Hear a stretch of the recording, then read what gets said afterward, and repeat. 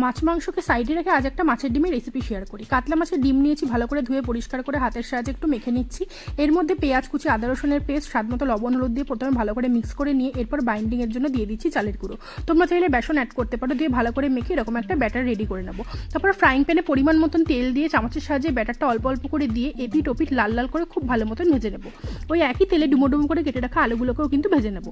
তারপর ঝোলের জন্য কড়াইয়ে সর্ষের তেল গরম করে গোটা জিরে, গোটা গরম মশলা ফোড়ন দিয়ে কাঁচা পেঁয়াজ দিয়ে ভালো করে ভেজে নেবো।